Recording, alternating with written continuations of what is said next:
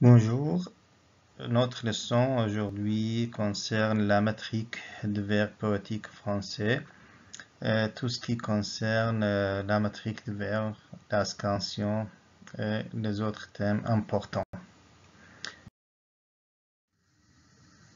La scansion التقطيع الصوتي للبيت الشعري اللي هو موضوع محاضرتنا اليوم. L'unité de base de la poésie française est la syllabe. أهم قاعدة أساسية بالشعر الفرنسي هو المقطع الصوتي، ومن خلاله راح نتعرف على كون هذه القصيدة تنتمي إلى أي نوع شعري، إلى أي جنس من الأجناس الشعرية. Pour compter le nombre de syllabes que contient un vers, il faut le scander. أول شيء اللي نفعله إذن لاحتساب المقاطع الصوتية في البيت الشعري هو تقطيع البيت الشعري، تحليله إلى معرفة كم مقطع يحتوي هذا البيت. C'est-à-dire le lire en séparant clairement les syllabes qui le composent. وإذن هذا معناته أنه نفصل بوضوح المقاطع اللي تكونه. عندنا على سبيل المثال هذا البيتين الشعريين اللي لشعراء أشهر شعراء العصر الكلاسيكي راسين وكورني، وهم كاتبين مسرحيين تراجيديين، لكن كتابتهم المسرحية كانت في الشعر في ذلك الوقت. وأفضل مثال نأخذه هنا اللي يشرح لنا الحالة هو هذا البيتين اللي هم Le vers suivant de Racine et Corneille contient 12 syllabes. وقلنا 12 syllabes هي الألكسندرا. Le premier vers de Racine, le jour n'est pas plus pur que le fond de mon cœur. نشوف التقطيعات الموجودة. 12 syllabes. القافية نسميها ألكسندرا avec ces 12 syllabes. Deuxième vers aussi, même idée, même rime, Alexandra. À vaincre sans péril, on triomphe sans gloire. Aussi, il y a 12 syllabes dans ce vers. 12 syllabes, rime aussi Alexandra. Et donc, d'après la scansion, on peut comprendre combien de syllabes y a-t-il dans chaque vers. إذن هذا البيتين ومن خلال لفظهم نفهم أنه يحتوي على 12 مقطع صوتي كل بيت، وهذه 12 مقطع اللي تسمى بالقافية الألكسندرا.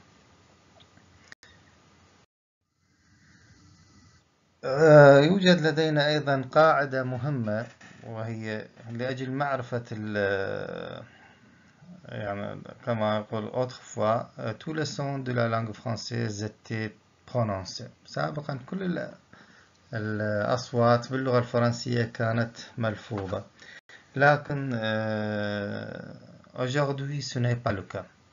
الآن ليست هي هذه الحالة ليست هي الموجودة، لأنه الآن لدينا أصوات غير ملفوظة، تكتب أحرف ولا تلفظ. إذن pour calculer les syllabes, il convient de connaître deux règles particulières, celle de E muet et celle de la diphtongue. حتى نفهم إذن المقاطع ونحتسبها بصورة صحيحة لازم نفهم قاعدتين باللغة الفرنسية. القاعدة الأولى هي قاعدة الأو موه، الأو الصامت، والقاعدة الثانية هي قاعدة الأصوات المزدوجة أو ازدواجية الصوت أو الإدغام ممكن نطلق عليه. هنا كما نقرأ autrefois tous les sons de la langue française étaient prononcés, ce qui n'est plus le cas aujourd'hui. إذن هذا اللي شرحناها أنه الأصوات سابقا كانت ملفوظة كلها، لكن الآن ليس الأمر كذلك. Et pour calculer les syllabes, il convient de connaître deux règles particulières. A, le E muet, et de la diphtongue. Il existe bien sûr d'autres règles, mais les deux règles importantes, c'est la première règle, c'est la règle de E muet, et l'autre, la diphtongue. La règle de E muet. قاعدة الأ الصامتة أو الغير ملفوظة. Le E muet de la poésie ne correspond pas toujours à celui du langage parlé. سبق وذكرنا بالمحاضرات السابقة أنه ال الصامتة بالشعر لا تتطابق دائما مع لغة الكلام. يعني الضرورة الشعرية اللي سابقا بمحاضرتنا السابقة أطلقنا عليها الضرورة الشعرية كما في اللغة العربية، تحتم علينا بعض الأحيان نلفظ الأ وبعض الأحيان عدم لفظه، وهذا ما ينطبق دائما باللغة الدارجة، يعني باللغة المتكلمة أو حتى لغة الكتابة مو شرط أنه أحيانا نلفظ الأ، لكن بالشعر لا، أكو قواعد تحتم علينا أنه نلفظ الأ أحيانا. A, il se prononce et compte pour une syllabe entre deux consonnes.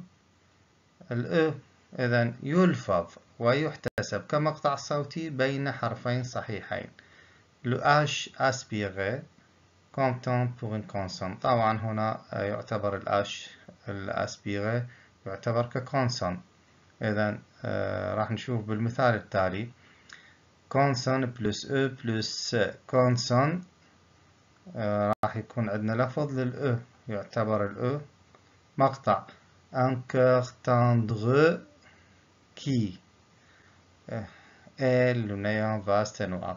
هنا عندنا tendre وكي. الأو في كلمة tendre هي نهائية، والكلمة اللي بعدها تبدأ بكونسون، فإذا الأو تواجد بين دو كونسون اللي حتم علينا إذا هنا نلفظه ونحتسبه كمقطع صوتي. un cœur tendre qui نلفظه الأو الخفيف. Deuxième règle aussi, toujours avec le E comme une syllabe. consonne plus E plus H aspiré. في حالة الآش عندما يكون الآش aspiré ملفوظ. أيضا هنا نحتسب الأ. On ne peut pas faire de liaison avec un ou une. طبعا لا يمكن عمل هنا وصل مع الان والune. المثل اللي عندنا entendre hérisson، فهنا نلفظ entendre hérisson، يحتسب هنا كمقطع صوتي الأ، يلفظ ولذلك يحتسب كمقطع صوتي entendre hérisson، وما نلفظ entendre وإنما entendre، أيضا الأ خفيف. Le B, il ne se prononce pas, ne compte pas pour une syllabe. لا يلفظ.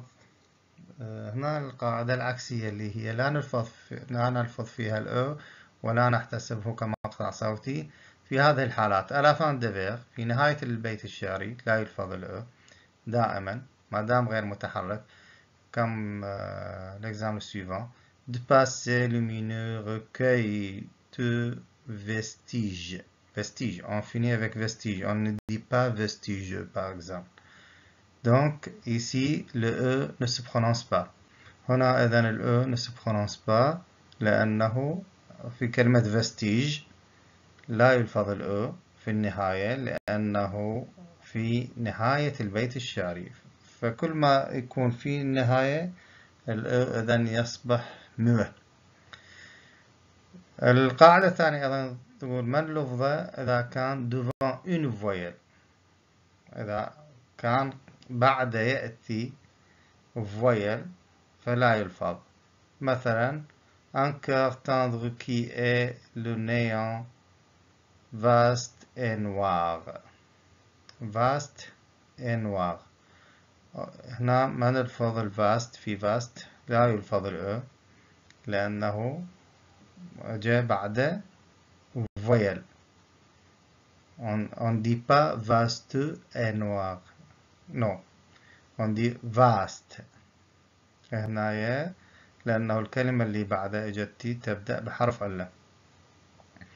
وأيضا devant un H muet في حالة عندما يأتي قبل الآش ميوة. هنا الآش ميوة وليس أسبيغة كما في الحالات السابقة، لذلك لا يلفظ الأو لأنه الآش هنا يتم معاملته كمعاملة حروف العلة.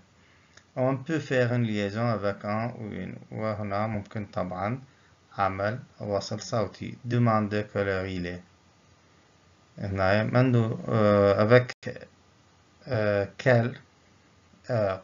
Vous voyez, on ne dit pas quelle heure par exemple, on dit quelle heure لأنه الآش في كلمة heure muet